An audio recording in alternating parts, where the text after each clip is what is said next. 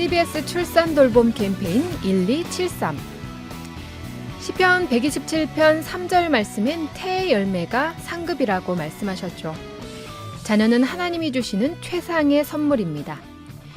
이것에 대해 함께 생각하고 고민하고 실천하는 출산 돌봄 캠페인 정주행에서 기획 시리즈로 준비했습니다. 저출산이 문제라는 건 알고는 있지만 어떤 점이 문제고 또 어떻게 해결해 가야 하는지에 대해서는 잘 모르는 경우들이 많죠. 특별히 자녀를 낳으려면 먼저 결혼을 해야 하는데 그래서 오늘은 청년들의 결혼에 대한 이야기를 나눠보기 위해 포항 장성교회 청년부 담당이신 김세범 목사님 모시고 이야기 나눠보려고 합니다. 인사 나눠볼게요. 안녕하세요. 안녕하세요. 반갑습니다. 반갑습니다. 네, 저희 CBS 청취자분들과 정주행 가족들에게 인사와 소개 좀 부탁드릴게요. 네, 정주행 가족 여러분 반갑습니다. 김세범입니다. 지금 포항 장성교회를 섬기고 있습니다. 네, 반갑습니다. 네. 목사님, 제가 평소에 목사님을 조금 아는데 오늘 조금 많이 긴장하신 것 같아요.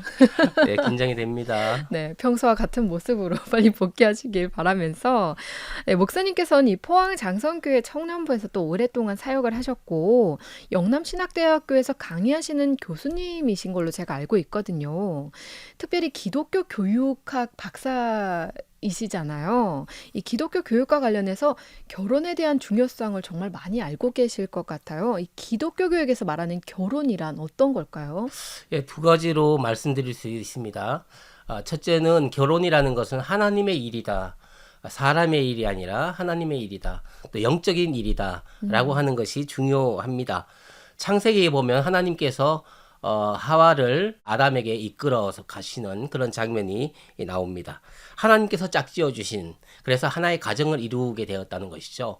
그래서 이 결혼은 자연스러운 일이며 하나님께서 기획하신 이 땅의 아름다운 공동체입니다. 이것이 첫 번째입니다. 이것을 기억하는 것이 중요하고, 또 한 가지는 하나님의 영광이라는 것입니다. 물론 결혼 안 해도 하나님의 영광을 위해서 살아야 되고 결혼해도 하나님의 영광을 위해서 살아야 하지만, 특별히 결혼하는 이 부분에 대해서 하나님께서 적극적으로 말씀을 하셨습니다.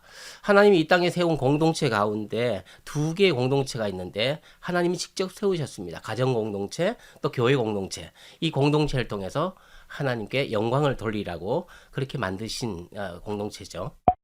청년부 목사님으로서 많은 청년들을 만나시잖아요. 예, 예. 요즘 젊은 청년들이 결혼에 대해 어떻게 생각하는지 좀 궁금해요. 청년들이 다 그런 건 아니겠지만 이 시대가 그렇게 어떤 형태를 만든 것 같습니다. 편리함이라는 거. 결국 혼자 살려고 하는 것, 혼족들이 많이 있지 않습니까? 그래서 혼자 살려고 하는 이런 경향들도 결혼에 적용이 되어서 결혼하게 되면 좀 이렇게 힘들고 또 번거롭고 이런 어떤 불편함 때문에 결혼을 안 해도 된다고 하는 생각이 있는 것 같습니다.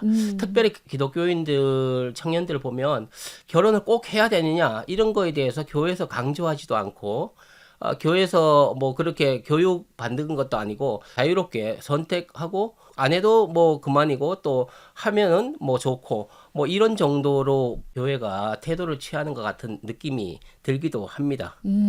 청년들은 일단은 불편하기 때문에 혼자 살고 싶어 하고 교회에도 청년들의 결혼에 큰 관심이 없는 경향이 있다. 맞습니다. 정말 좀 공감이 많이 되긴 해요. 일단 젊은 분들이 왜 그런 생각을 하는지도 좀 공감이 되기도 하고 맞습니다. 그 말씀을 듣다 보니까 진짜로 교회에서 청년들의 결혼에 대해서 조금 더 관심을 가질 필요가 있는 것 같아요. 지금까지 강조를 안 한 것이 저는 화근이라고 생각합니다.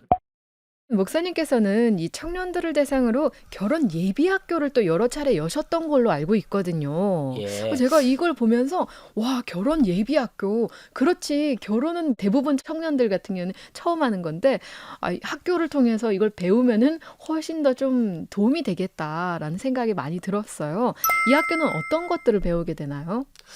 저는 이 학교를 열 때 첫째 성경에서 말하는 남자가 무엇인지 여자가 무엇인지 결혼이 무엇인지 가정이 어떤 의미인지를 알리고 싶었고 사람들은 나는 다 알아. 중학생들, 고등학생들 뭐 우리는 여자가 어떤지 다 알아. 안다. 그러는 것은 굉장히 어떤 생물학적이고 육체적인 어떤 그 이런 것들을 아는 거지 진짜 하나님께서 창조하신 남자가 무엇이며 여자가 무엇인지 결혼의 의미가 무엇인지 중요한 것이 왜 중요한지 그리고 생명의 풍성함이 어떤 것인지 이런 결혼과 관계에 대해서 이 가정의 어떤 이 모든 주변의 의미를 충분히 담아내지 못했다고 생각합니다. 그래서 이런 것들을 잠시라도 가르쳐야 되겠다. 이렇게 해서 제가 이게 학교를 열었고 지금은 결혼하기 전에 분들을 제가 이렇게 만나서 2주 동안은 속성으로 지금 교육을 하고 있습니다. 지난주에도 한번 했고 이번 주에도 한번 하면 다음 주 토요일에 결혼할 친구들이 있습니다. 잠시 후에 또 제가 소개할 기회가 있겠습니다. 아, 네. 정말 이 결혼하기 전에 담당 목사님과 함께 이런 교육을 받는다. 그 예비 부부에게도 아주 특별하고 소중한 추억이며 유익한 시간일 것 같다라는 생각이 들어요. 맞습니다. 이 결혼 예비 학교가 단순히 김세범 목사님과 이 장성교회만 머무는 게 아니고 정말 많이 계속해서 이루어졌으면 좋겠다라는 생각도 들어요. 저도 요즘 생각에 이걸 왜 교회에서 적극적으로 하지 않는가. 그냥 무슨 세미나를 하듯이 여러 가지 세미나 중에 하나가 아니라 이것은 강조해야 되고 교회가 지금처럼 소극적으로 있는 것이 아니라 더 적극적으로 결혼에 대해서 성경적인 당위성을 청년들한테도 심어줘야 된다고 생각합니다.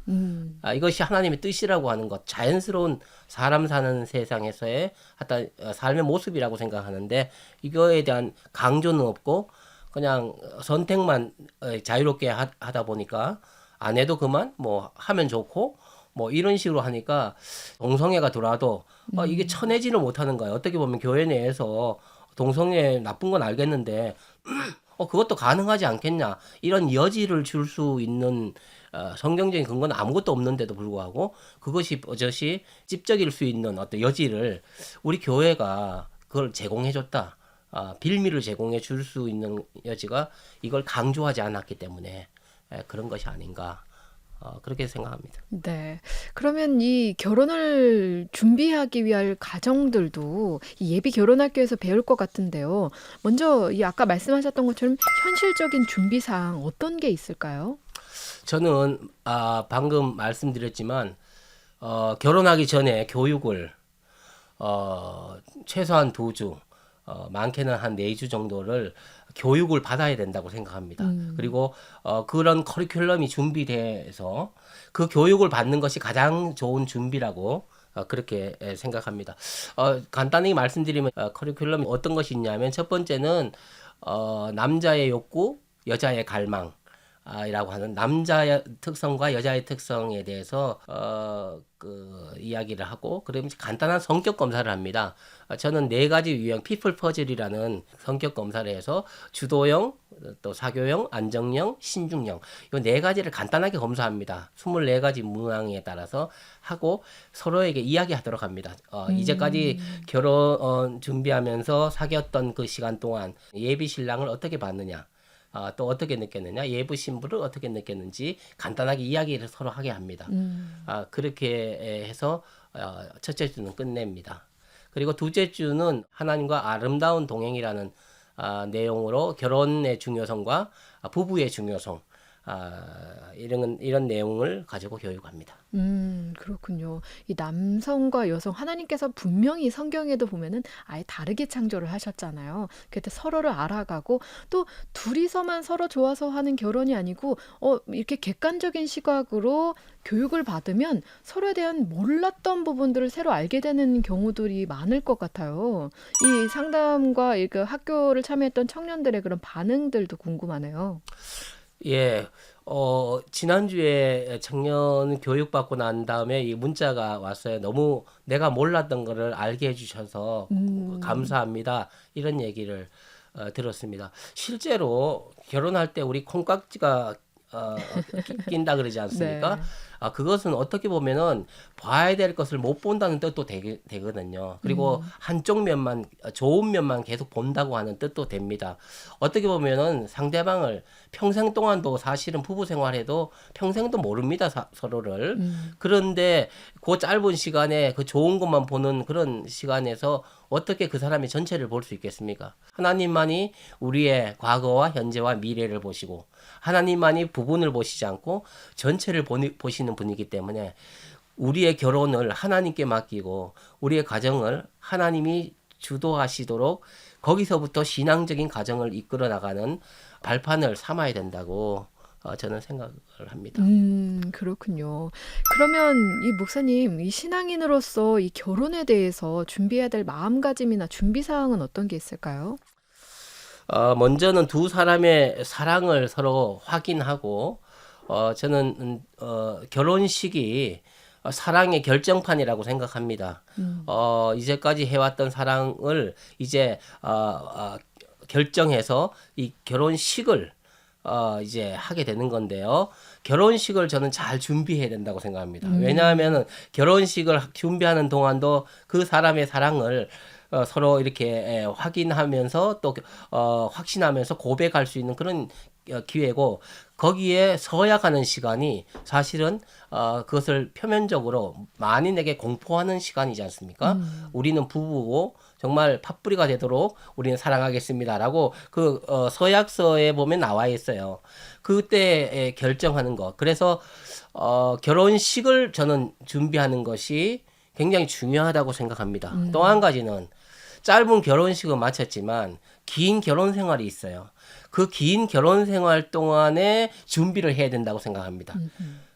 두 사람이 처음부터 신앙으로 출발하고 기도로 출발하고 그래서 가정의 주인은 하나님이라고 하는 것을 몸으로 보여주는 것이 아침에 일어나서 하루를 시작하기 전에 두 사람이 같이 기도하고 뭐 큐티를 한다든지 기도를 한다든지 이렇게 해서 확실하게 해두는 것이 좋습니다. 이 가정에 우리 부부 사이에 성경과 하나님이 함께 있다고 하는 거 항상 보이지 않는 손님으로 아니면 사실은 주인이지만 어떤 글에 보면 뭐 보이지 않는 손님이라고 했지만 사실은 이 보이지 않는 주인으로 그분이 계시다는 것을 항상 의식하며 출발할 때 그 나머지 삶을 하나님께 다 맡기는 것이죠. 그럼 하나님 책임져 주시고 특별히 자녀 문제 이런 것들도 여러분 부부가 가정 예배를 드리고 아침에 말씀으로 시작하고 기도로 시작하면 그게 자연스럽게 아이를 낳았을 때 그게 자연스럽게 되지 지금은 아무것도 안 하고 있는데 아이 낳으면 시작하겠다.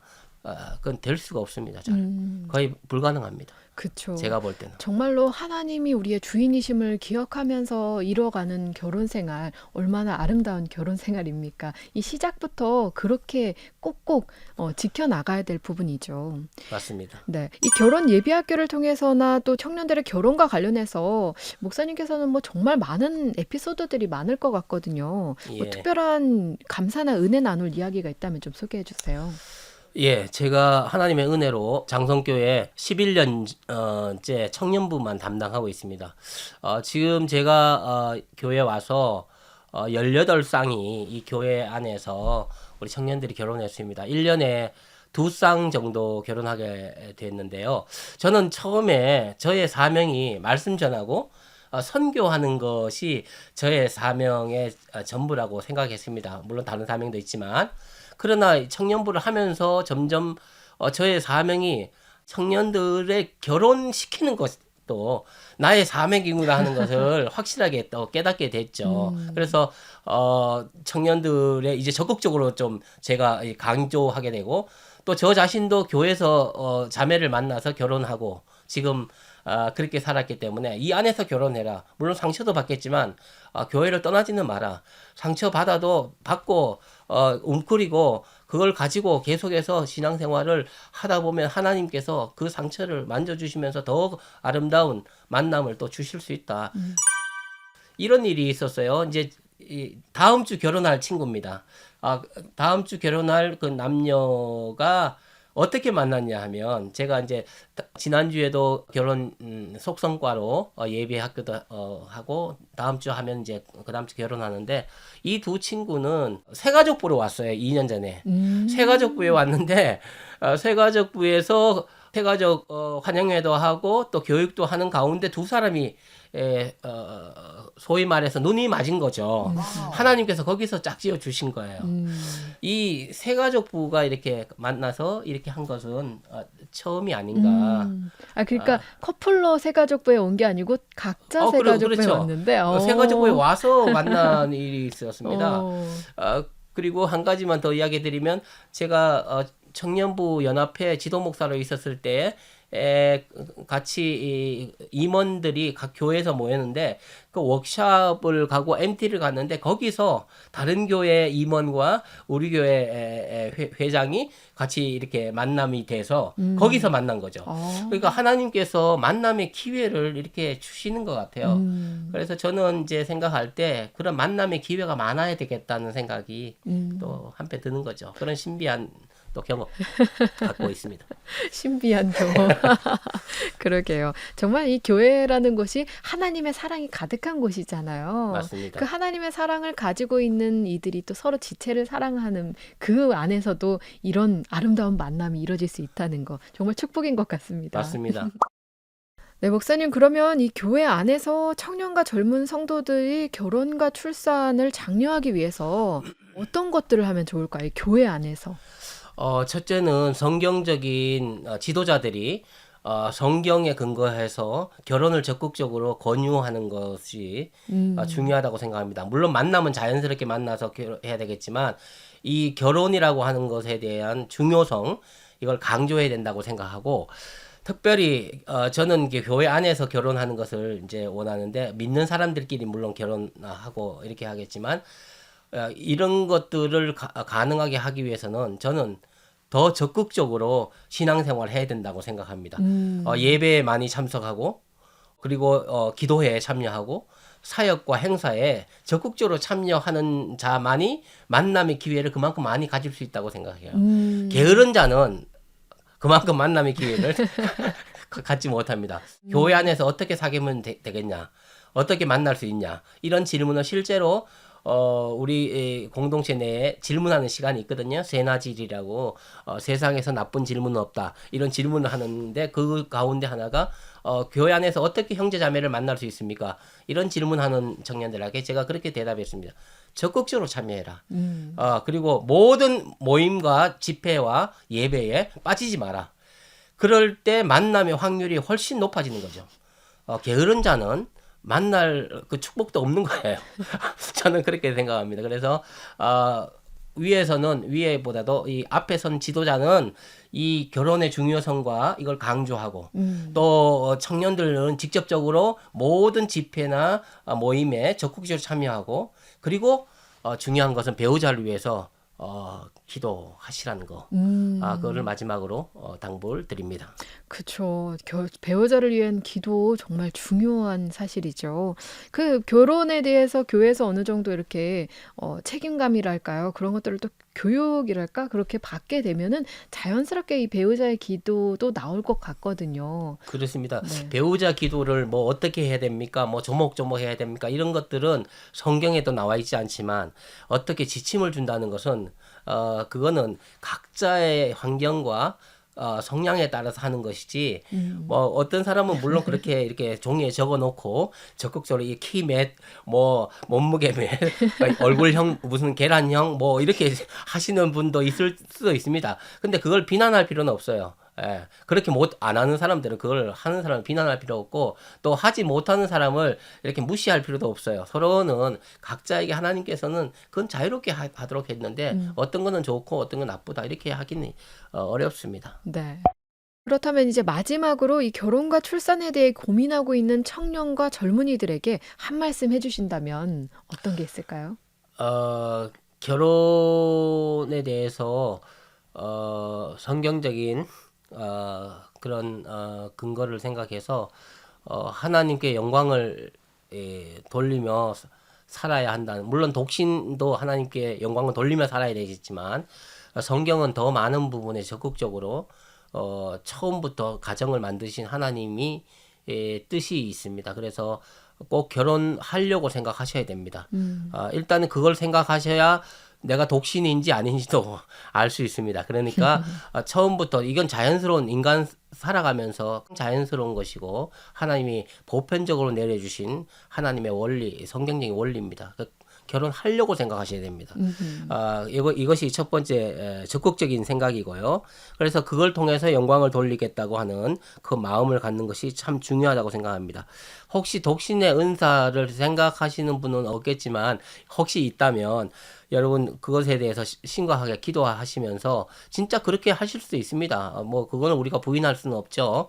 그러나 대부분 사람은 결혼한다는 것을 생각하시고 여러분 적극적으로 기도하시고 아까 말씀드린 대로 모든 모임에 집회에 열심히 참석하시고 특별히 배우자를 위해서 기도해 주시기를 바라고 특별히 자녀를 낳는 것, 출산과 관계돼서 번거롭다, 힘들다, 뭐 키우기가 어렵다 이런 것들은 핑계입니다. 제가 볼 때는 삶을 적극적으로 살지 않고 하나님의 뜻을 적극적으로 이루려고 하는 것이 아닙니다. 다시 말씀드리지만 결혼은 사랑으로 살아가는 것이지 그리고 믿음으로 이룰 수 있는 것이지 경제적으로 뭐 되고 안 되고 때문에 아이를 낳고 안 낳고 이런 것은 전혀 아니다. 이걸 확실하게 여러분 기억해 주시면 고맙겠습니다. 네. 목사님과 이렇게 젊은이들의 결혼과 출산에 대한 이야기를 나누다 보니까 시간이 어느덧 이만큼 지나갔어요. 목사님, 그럼 마지막으로 기도 제목과 신청곡 있으시면 함께 저희 나누도록 할게요. 예. 신청곡은 손경민 작사 작곡의 행복이라는 노래입니다. 하나님의 자녀가 되는 것이 참 행복하다. 이것이 이 가사의 내용의 전부인데 저는 특별히 가정과 또 결혼 이것을 생각했을 때 이 노래가 더 어울린다는 생각이 듭니다. 너무 귀하다는 생각이 들어서 이 곡을 신청곡으로 말씀드립니다. 네. 기도 제목도 한마디 말씀해 주시면 어떨까요? 저의 기도 제목은 제가 어느 정도 이제 청년부 사역도 하기도 하고 저의 어떤 목회적인 어떤 비전도 새롭게 이제 정립해야 될 그런 시점에 와 있습니다. 그래서 저의 앞으로의 장래와 미래의 목회 비전, 꿈을 좀 잘 찾아서 이룰 수 있도록 해주시고 이건 개인적인 것이고 저희 가정 딸 둘이 있습니다. 또 직장인 하나 있고 또 고3 입시생 하나 있는데 그들의 앞길을 또 참된 예배자로 세워주시도록 우리 가정에 참된 예배자로 세워주시도록 좀 기도해 주시기를 바라고 우리 청년들에게 바라는 것은 많은 청년들이 더 많이 결혼을 하고 이 안에서든지 밖에서든지 그리스도인들을 잘 만나서 결혼해서 아름다운 가정, 행복한 가정 많이 만들 수 있도록 기도해 주시면 감사하겠습니다. 네, 감사합니다, 목사님. 많은 이들의 결혼, 많은 청년들의 결혼을 위해 힘쓰시는 목사님. 저의 사명입니다. 저희도 목사님을 위해서 응원하고 기도하도록 하겠습니다. 오늘 함께 해주셔서 감사드립니다. 감사합니다.